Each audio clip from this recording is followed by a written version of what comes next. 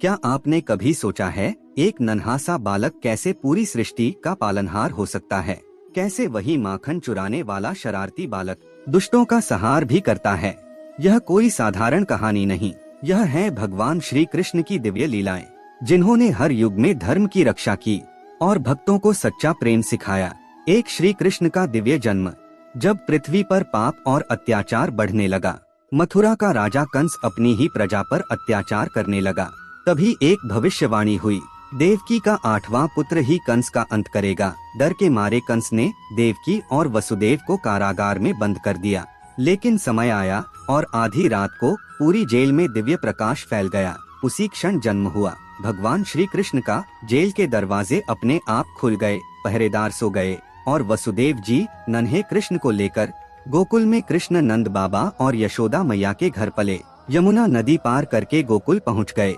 कृष्ण बचपन से ही बहुत शरारती थे। उन्हें सबसे ज्यादा पसंद था माखन चोरी करना। वह अपने दोस्तों के साथ गोपियों के घर जाते, मटकी फोड़ते और सारा माखन खा जाते। गोपियां रोज शिकायत लेकर यशोदा मैया के पास आती, लेकिन जब कृष्ण अपनी प्यारी मुस्कान दिखाते तो सबका गुस्सा पल भर में गायब हो जाता। कंस ने कृष्ण को मारने के लिए कई राक्षस भेजे। उनमें से एक थी भयानक राक्षसी पूतना। वह एक सुंदर स्त्री का रूप बनाकर नन्हे कृष्ण को विष पिलाने आई, लेकिन जैसे ही उसने कृष्ण को दूध पिलाया, कृष्ण ने उसका सारा प्राण ही खींच लिया और उसी क्षण पूतना का अंत हो गया। यमुना नदी में एक भयानक नाग रहता था, कालिया। उसके जहर से पूरा पानी विषैला हो गया था। एक दिन नन्हे कृष्ण सीधे यमुना में कूद पड़े। कालिया नाग क्रोधित होकर कृष्ण पर हमला करने लगा, लेकिन तभी कृष्ण उसके फनों पर चढ़ गए और दिव्य नृत्य करने लगे। उसका घमंड टूट गया और उसने श्री कृष्ण से क्षमा मांगी।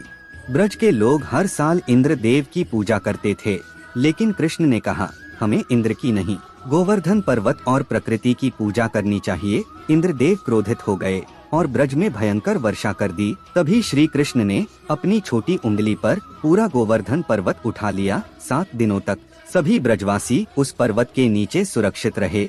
तब इंद्रदेव को अपनी गलती का एहसास हुआ। समय बीता और वही कृष्ण महाभारत के महान युद्ध में अर्जुन के सारथी बने। जब अर्जुन युद्ध करने से घबरा गए, तब श्री कृष्ण ने उन्हें भगवत गीता का ज्ञान दिया, जिसमें उन्होंने कहा, जब जब धर्म की हानि होती है और अधर्म बढ़ता है, तब तब मैं पृथ्वी पर अवतार लेता हूँ। श्री कृष्ण की लीलाएं सिर्फ चमत्कार नहीं हैं, वह हमें सिखाती हैं कि जीवन में प्रेम, भक्ति और धर्म का मार्ग सबसे महान है। इसीलिए आज भी करोड़ों लोग श्रद्धा से कहते हैं, राधे राधे, जय श्री कृष्ण।